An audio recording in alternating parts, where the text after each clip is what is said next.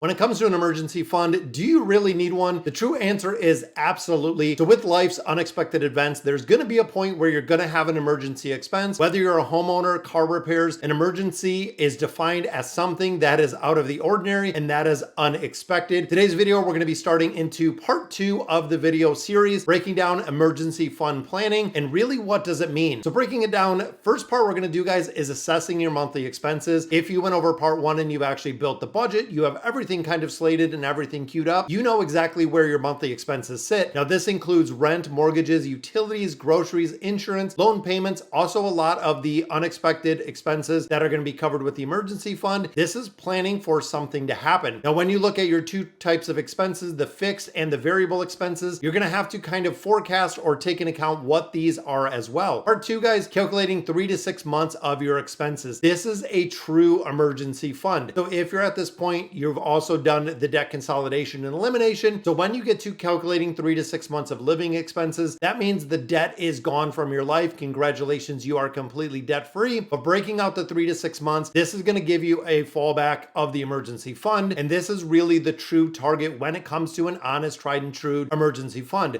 This means you're going to be able to cover the mortgage, the car payments, all of the insurance, all of your regular expenses for several months if something does happen. This can include being injured at a job, job loss, anything that you need to cover that. Now, number 3, guys, defining what is a need and what is a want. For a majority of individuals, this is incredibly difficult to draw a fine line of what it is. Now, of course, a need is something that you need to live.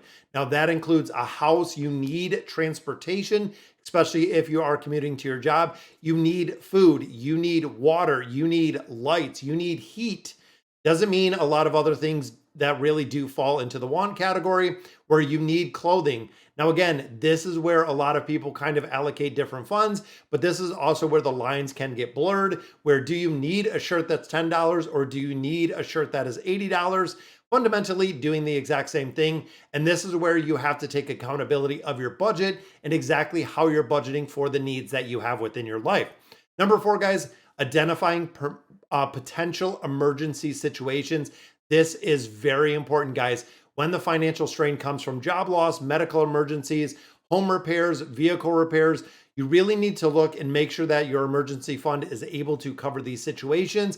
And also, once you do get to the point of using the money that is in this emergency fund, your priority comes right back to replenishing that emergency fund and making sure that you're really stocked up and have that 3 to 6 months of savings. Now, again, a lot of people do like to be a little bit more conservative and save 6 months of savings. However, a majority of people are really sitting on the 3 months. And then a lot of debate kind of goes around about how much having too much cash is non-essential or really not required in an emergency fund, which we're going to look at in just a minute. Now, looking at the starting small and consistent, this is the way that you build up this emergency fund, guys. When you look at it, saving 3 to 6 months can be very overwhelming. This is the point when you want to get the consistency in line. That might be putting away $20 a paycheck, putting away $50 a month. Regardless of what it is, guys, you are taking your first step to building up that emergency fund. Once you have it in place, that is it. It is there. It is built. You know exactly what it's earmarked for. And I also advise putting it into a place that you don't have readily access to it. So instance, if you have a checking and a savings account at an institution, if you put it in your savings account at that institution, it's very easy just to move over the money to have instant access to it when it comes to overdraft protection for a checking account or needing extra money in there. But number 6, guys, we get into the high interest savings accounts. This is something for a majority of time did not really exist. But now when you're looking at a full-fledged house, if you're a homeowner, 3 to 6 months of expenses can be thousands, if not tens of thousands of dollars, depending where you are. Putting that into a high interest savings account, such as the one offered by M1, I have a link right down below, can yield you 5% on your emergency fund over time, which means if you do need to utilize that emergency fund, you'll have in stockpiled some of the savings, some of the yield that you're getting out of those high interest savings accounts, which is going to essentially give you more money to spend in the long time. Number 7, guys, automate your savings. This is super expensive. We always say pay yourself first. Setting up automatic transfers to the emergency fund every month. And again, looking at your budget, what can you really afford If it is, again, $20, $50 per month, the automation ensures both the consistency and minimizes the chance that you are going to forget to put that money aside and the emergency fund essentially is never going to get built. Now, number 8, reviewing and adjusting. This is a huge part, guys. When you need to reassess your living expenses, for instance, right now, if you're currently in an apartment and then you go into a house, your living expenses have changed dramatically, especially if you're in an apartment where they're covering water, where they're covering heat, where they're covering some utilities, and then you're looking at building it or really paying everything yourself. Now, this also is tried and true, guys, when it comes to the budget. When your job situation changes, your financial situation changes, this is a time to really go through and fine tune the budget that you have. Make sure any of the changes that you need to adjust, including the income. When you get a raise, when you move to another position, when you get a promotion, your income is going to change dramatically, which means there are going to be some adjustments to the budget. That could be putting more towards your 401k, paying down debt faster. How are you going to allocate the new funds that you've actually gotten from getting a promotion or a new job? Number 9, guys, avoid using the funds for non-emergencies.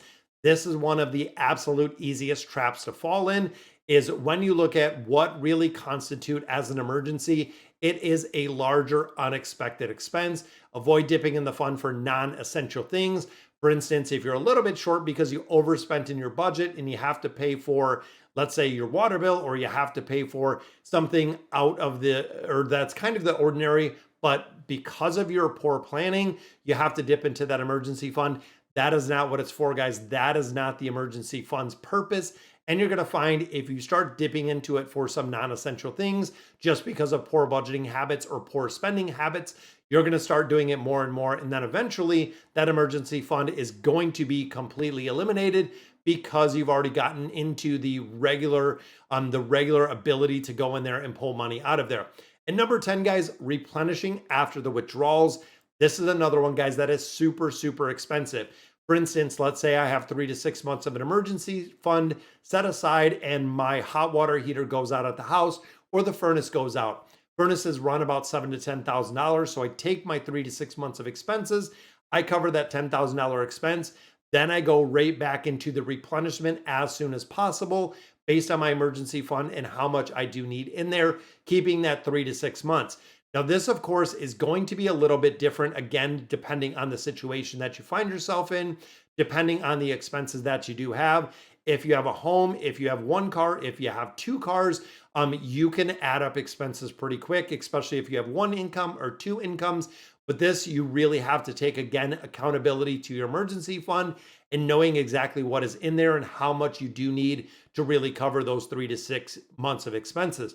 Now, with this, guys, again, the final point to this that I cannot stress enough is 3 to 6 months when you're running out your budget, when you're doing your budget, take the time, build the budget, make sure you know exactly where you're spending, where the money's going, what does 3 to 6 months really look like?